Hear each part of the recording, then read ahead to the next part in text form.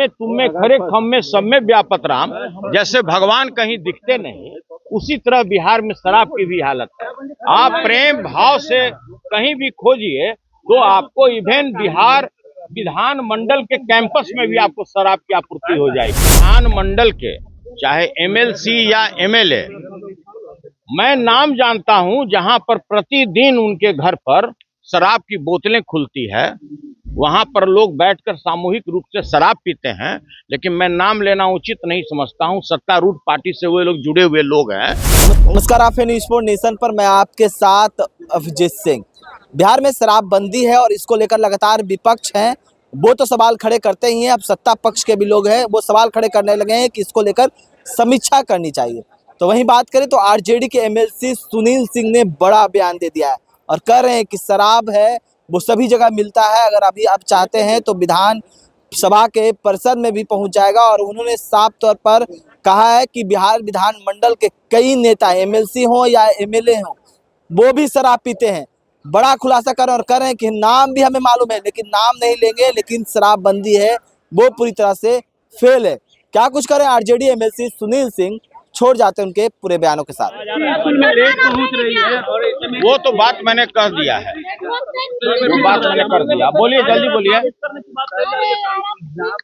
अशोक चौधरी ने कहा कि आपको अकल नहीं है इसीलिए इस तरह से बोल रहे हैं। देखिए, स्वाभाविक है कि उतना बड़ा भ्रष्टाचारी इस राज्य में कोई नहीं है जो अरबों रुपया भ्रष्टाचार से अकूत कमाई संपत्ति अर्जित किया हो, तो उनमें उनका ज्ञान का तो कोई सानी नहीं है, इस पूरे राज्य में कोई नहीं है। और अगले के ज्ञान के बारे में कोई भी अगर व्यक्ति अगर बखान करता है तो उससे बड़ा ज्ञानी इस धरती पर कोई नहीं हो सकता है। वो हमारे बड़े भाई हैं, उनका मेरे दिल में बहुत सम्मान है। लेकिन अगर इस तरह का बेतुका बयान देंगे तो अगले से भी उनको सुनने के लिए तैयार रहना चाहिए। देखिए, मैंने पहले भी कहा है कि प्रत्येक वर्ष 25,000 करोड़ रुपए का अवैध कमाई का एक पैरेलल साम्राज्य लोगों ने खड़ा करा दिया है। 11 साल हो गया, अगर इसको जोड़िए तो मोटा मोटी 2.5 लाख करोड़ रुपए का अवैध धंधा इस बिहार में हो चुका है। और जितने भी हमारे स्कूल के बच्चे बच्चियां, जितने लोग भी हैं, सूखे नशे के शिकार हो रहे हैं। निश्चित रूप पर इस कानून पर समीक्षा होना चाहिए। कोई ऐसा क्षेत्र नहीं है कहीं भी, हमने पहले भी कहा है, हम में तुम में खरे खम में सब में व्यापत राम।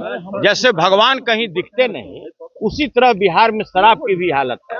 आप प्रेम भाव से कहीं भी खोजिए तो आपको इवन बिहार विधान मंडल के कैंपस में भी आपको शराब की आपूर्ति हो जाएगी।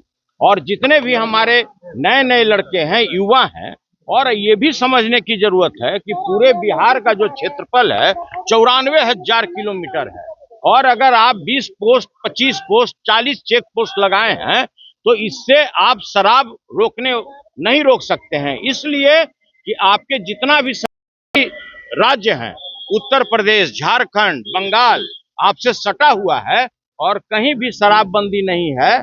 और उससे भी बड़ी बात है, नेपाल का जो बॉर्डर है वहां भी आपका शराबबंदी नहीं है। तो कैसे आप अपेक्षा करते हैं कि बिहार में शराबबंदी हो सकता है? छात्रों को शराब के नशे में रात में पुलिस ने गिरफ्तार किया है पटना यूनिवर्सिटी। देखिए, ऐसा है, हम नाम नहीं लेना चाहते हैं। बिहार विधान मंडल के चाहे एमएलसी या एमएलए, मैं नाम जानता हूं जहां पर प्रतिदिन उनके घर पर शराब की बोतलें खुलती है, वहां पर लोग बैठकर सामूहिक रूप से शराब पीते हैं। लेकिन मैं नाम लेना उचित नहीं समझता हूं, सत्तारूढ़ पार्टी से वो लोग जुड़े हुए लोग हैं, बहुत शक्तिशाली लोग हैं। तो भाई देखिए, ऐसे है, क्या मंत्री क्या विधायक, अरे भाई आप क्यों नाम हमसे खुलवाना चाहते हैं? हमारा ये कहना है कि शराबबंदी बिहार में है ही नहीं। शराब जिस समय यहाँ पर प्रोहिबिशन लागू नहीं था, उस समय से भी ज्यादा शराब अभी बिहार में आ रहा है। उतना ही नहीं, पूरा बिहार उड़ता पंजाब बन गया है, पूरा बिहार उड़ता पंजाब बन गया। आप जितने भी नई पीढ़ी के हमारे युवक हैं, सभी के नस्ल को आप खराब कर रहे हैं शराबबंदी को लागू करके। सारे लोग सूखे नशे के शिकार हो चुके हैं। हमारे आने वाली पीढ़ी बर्बाद हो गई इस नशाबंदी में। नाम बता दीजिए सुनील जी। देखिए, नाम बताना ब्लड जांच होना चाहिए।